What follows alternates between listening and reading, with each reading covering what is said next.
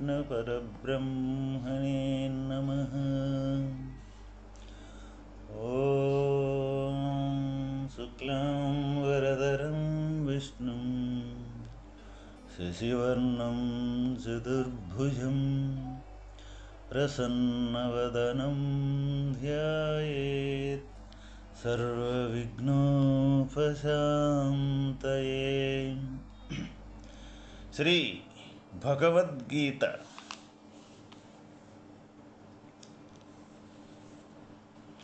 ఇచ్చట దైవమనగా ఆయా ఇంద్రియాదుల అధిష్టాన దేవతలనే గాని లేక పూర్వజన్మ సంస్కారములు అదృష్ట పుణ్యపాపములు అని గాని చెప్పవచ్చును. ఏ కర్మ చేయబడినప్పటికీ ఈ ఐదున్ను అందులకు కారణములని చెప్పుచున్నారు. శరీరవాంగ్మనోవీర్యత్ కర్మ ప్రారభతే నరః న్యాయం వా విపరీతం వా పంచైతే తస్య హేతవః. మనుజుడు శరీరము, వాక్కు, మనస్సు అను వీని చేత న్యాయమైనట్టి గాని అంటే శాస్త్రీయమైనట్టి గాని అన్యాయమైనట్టి అశాస్త్రీయమైనట్టి గాని ఏ కర్మమును ప్రారంభించుచున్నాడో దానికి ఈ ఐదున్ను కారణభూతములై ఉన్నవి. మనం చేసే ప్రతి ఒక్క మనుజుడు కూడా చేసే ప్రతి ఒక్క కర్మ ఏదైతే ఉన్నదో అది శాస్త్రీయమైనది కానీ అశాస్త్రీయమైనది కానీ అంటే మనం చేయదగినది కానీ చేయరానిది కానీ ఏదైనా సరే ఏది ఆలోచించి ఏ పనైనా సరే వీటన్నింటికీ కారణము శరీరము, వాక్కు, మనస్సు అని ఈయన చేతే ఇవన్నీ ఏర్పడుతూ ఉన్నాయి. అంటే ఈ శరీరం అనేది, వాక్ అనేది, మనస్సు అనేది వీటినే ఏమంటారు అంటే త్రికరణాలు అంటారన్నమాట. త్రికరణాలు అంటే 3 రకాలైన ఇంద్రియాదులు. అంటే ఇంద్రియాదులు అంటే ఏదైతే మనం మనస్సుతోటి ఆలోచించుతూ ఉన్నామో ఆ మనస్సుతోటి ఆలోచించేదే మాట్లాడాలి. ఏదైతే మాట్లాడుతూ ఉన్నామో అదే ఈ శరీరం అనే దానితోటి మన పని చెయ్యాలి. ఈ 3 కరణాలు అనేది లేకుండా మనస్సు ఒక రకంగా ఆలోచించి మాట్లాడేది ఒక రకంగా ఉన్నప్పుడు అప్పుడు చేసే కర్మ ఇంకొక రకంగా మారిపోవటం జరుగుతూ ఉన్నది. అప్పుడు ఏంటిది దీని యొక్క ఫలితము అంటే చంచల స్వభావికము, అంటే స్థిరమైన మనస్సు కలిగిన వాడు కాదు అని దాని అర్థము. అంటే తన మీదే తనకు నమ్మకం ఉండదు. ఈ లోకములో మనం అనేక రకాలుగా ఇటువంటి విధానాలు మనం ఎన్నో చూస్తూ ఉంటాం.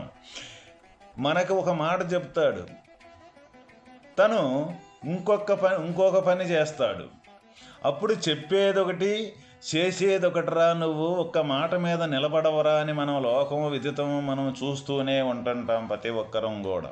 అదేవిధంగా ఈ మనస్సుతోటి ఇంకొక రకంగా ఆలోచించేయటం జరుగుతూ ఉన్నది. ఎవరైనా సరే ఈ భగవంతుని యొక్క మార్గంలో ప్రయాణం చేసే ప్రతి ఒక్కరూ కూడా ఈ మనస, వాచ, కర్మణ అనే ఈ త్రికరణ శుద్ధి అనేది మొట్టమొదటంటూ సంపాదించుకోవటం అంటే అటువంటి అలవాటు అంటుగానే చేయకపోతే వాస్తవమైన భగవంతుని మార్గములో ఒక్క అడుగైనా సరే ఎవ్వరం కూడా ముందుకు వేయలేము. ఎందుకు అంటే ఇక్కడ ఏదైతే దృశ్యరూపకమైన ఈ ఇంద్రియమనంబులతోటి చేసేదే ఒకటిగా మనం లేనప్పుడు ఇంకా సర్వసాక్షిభూతమైన ఆత్మస్థితి కాడకే ఏ విధంగా ఒక స్థితిగా స్వరూపం కాడకే మనం చేరుకోగలుగుతాము?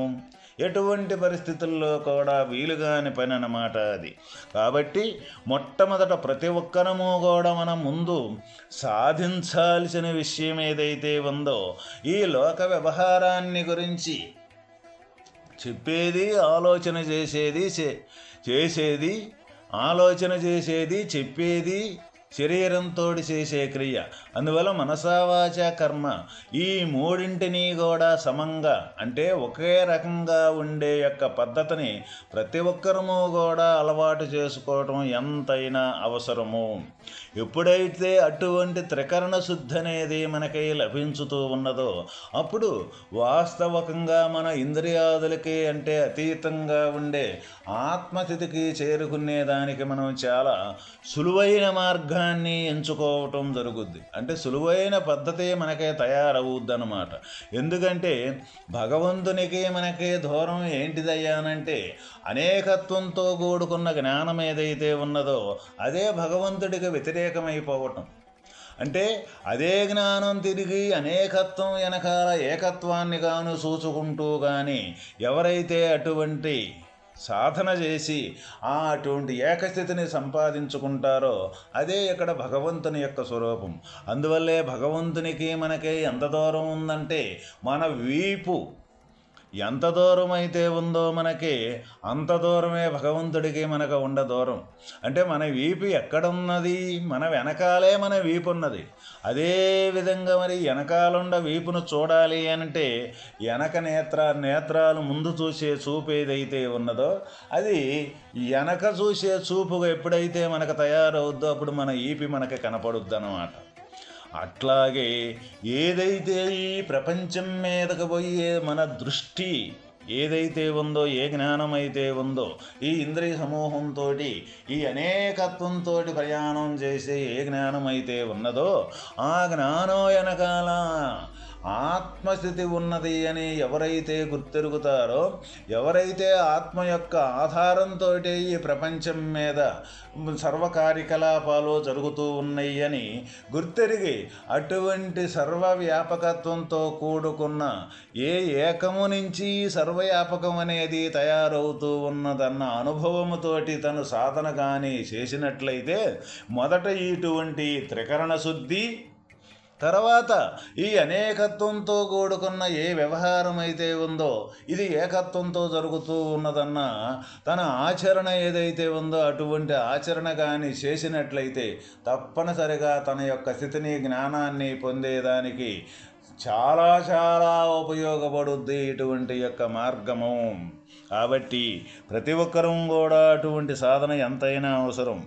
సాక్షియగు ఆత్మను కర్తయని తలంచువాడు అవివేకీయే అని తెలుపుచున్నారు. తత్రైవం సతి కర్తారాం ఆత్మానం కేవలం తూయః పశ్యత్యాకృత బుద్ధిస్త్వాన్ నశ్య పశ్యతి దుర్మతిః. కర్మ విషయమందిట్లుండగా పైన తెలిపిన 5 కారణములయ్యుండగా ఎవడు సంస్కరింపబడని బుద్ధి గలవాడగుటచే నిరుపాధికుడగు ఆత్మను కర్తగా తలంచుచున్నాడో అట్టి అవివేకి కర్మము యొక్క గాని ఆత్మ యొక్క గాని వాస్తవ స్వరూపమును ఎరుగకున్నాడు. ఇక్కడ పైన తెలిపిన 5 కారణాలు ఏవైతే ఉండయో ఈ శరీరము కర్మ, పలు విధాలుగా కూడుకున్న కర్మ, రెండవది శరీరము, మూడవది కర్తృత్వము, నాలుగవది ఇంద్రియములు, ఐదవది ఆత్మ యొక్క స్వరూపము. ఈ 5 ప్రతి కర్మకి ఆధారమై ఉన్నప్పుడు ఇక్కడ ఎవరైతే ఆత్మని కర్తగా తలంచుచున్నాడో అంటే వాస్తవకంగా ఇక్కడ భగవంతుడు అంటే ఆత్మ యొక్క స్వరూపమేను. అటువంటి ఆత్మస్వరూపమైన భగవంతునికి ఈ కర్మలతోటి ఎలాంటి సంబంధము లేదని ఇదివరలోనే మనం చెప్పుకోవటం జరిగింది. మరి కొంతమంది ఆత్మ యొక్క స్వరూపము ఇట్టిదని గ్రహించకుండా, తెలుసుకోకుండా, స్వరూపము యొక్క అనుభూతి చెందకుండా ఆత్మే కర్త ఈ కర్మలన్నింటికీ, ఈ పనులన్నింటికీ అని ఎవరైతే తలంచుచుండారో వాళ్ళు వాస్తవకంగా ఆత్మ యొక్క అనుభూతిని పొందినవారు కానే కాదు, వాళ్ళు బుద్ధిమంతులు కానే కాదు, వాళ్ళు బుద్ధి సంస్కరింపబడని బుద్ధే అని ఇక్కడ భగవానుడు మనకి ఘంటాపథంగా తెలియజేయటం జరిగిందన్నమాట. ఎందుకు అంటే కర్తగాని యొక్క స్వరూపము కర్తని ఏ విధంగా తలంచుచున్నాడు అంటే కర్త ఏ విధంగా కాదో అన్న అనుభవం అనేది తనకు తెలియదు కాబట్టి, కర్త అనేది కాదు అనే విషయం తెలియదు కాబట్టి, అందువల్ల తెలియకుండా అటువంటి బుద్ధి వాస్తవమైన కర్తగాని యొక్క స్థితిని తను అనుభూతి చెందకుండా ఇక్కడ గాలి మాట అంటాం. అంటే అనుభవము లేని మాట ఏదైతే ఉన్నదో అది ఉత్త వాచా వేదాంతమే అవుద్దన్నమాట. అది వాస్తవమైన అనుభవం పూర్వకంగా ఉన్న వేదాంతం కానే కాదు. కాబట్టి అటువంటి వాచా వేదాంతంతో తన బుద్ధి అనేది సంస్కరింపకుండా పలికే కాబట్టి భయమని ఆత్మే కర్త కర్మలన్నింటికి అని అనే పలుకు నిజము కాదు.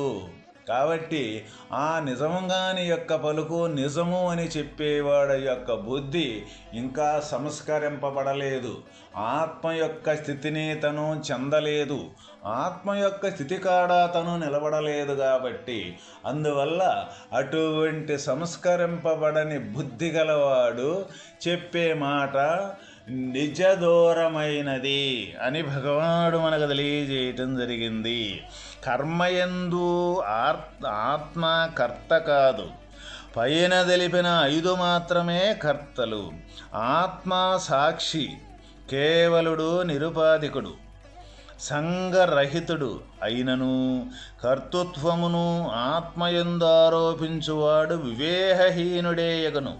అతడు పరమార్థతత్వమును తెలియనివాడు, శ్రవణాది సంస్కారము లేని బుద్ధి గలవాడు దుర్మతి. అసంగమగు ఆత్మను కర్తగా చూచువాడు నేత్రములున్నను గుడ్డివాడేయగను. ఎలయనినా అతడు సత్యమును గాంచుటలేదు. ఆత్మకు కర్తృత్వము ఆరోపించుట అజ్ఞానమే యగును. కావుననే అట్టివాడు గ్రుడ్డివారే అని చెప్పబడినది. దీనికి కారణము వారి బుద్ధికి సరైన సంస్కారము లేకుండుటయే. ఎంత పాండిత్యము, ఎన్ని లౌకిక విద్యలు కలిగి ఉన్నప్పటికీ సత్యదృష్టి లేనిచో, ఆత్మజ్ఞానము లేనిచో అట్టి వారు అందప్రాయులే యగుదురు. ఏలయేనా వారు జ్ఞాననేత్ర విహీనులే అయ్యున్నారు. వారెంత గొప్పవారైనప్పటికీ చీకటిలోనున్నవారు చందమునా ఏ ఉండుచు వాస్తవమును గ్రహించజాలకయుందురు. ఆత్మజ్ఞానము సత్యదృష్టి లేనిచో, ఆత్మజ్ఞానము లేనిచో అట్టివారు అందప్రాయులే ఎగుదురు. అందం అంటే అంధకారము అంటే గ్రుడ్డివారు అని. మనకి గ్రుడ్డివారు అంటే ఈ లోకాన్ని చూసే మన కళ్ళు ఏవైతే ఉండయో వాళ్ళనే గుడ్డివారు అని మనం ఎక్కడ ఆపాదించుకొని చూస్తూ ఉంటాం. కానీ భగవంతుని యొక్క దృష్టిలో వాస్తవమైన ఆత్మస్థితి ఇటువంటిది అని, అటువంటి ఆత్మస్థితిని పొందకుండా, ఆత్మస్థితి యొక్క స్వరూపము తానవ్వకుండా ఈ ఇంద్రియ వ్యాపారములే నిజము అనుకొని ఈటెమ్మటే పరిగెత్తే యొక్క జ్ఞానం కలిగిన వారు ఇక్కడ వాస్తవకంగా గ్రుడ్డివారు అని ఇక్కడ భగవానుడు మనకి దానికి ఒక పేరు అనేది నిర్ణయించటం జరిగింది. ఏ జ్ఞాననేత్ర విహీనులు అంటే వాస్తవమైన జ్ఞానం కలిగిన వాళ్ళు కాదు. ఈ భౌతిక దృష్టి అనేది లేకపోతే వేరొక స్పర్శతోటి కానీ వేరొక గుర్తుతోటి కానీ ఈ ప్రపంచంలో మనం తిరుగుతూ ఉంటాం.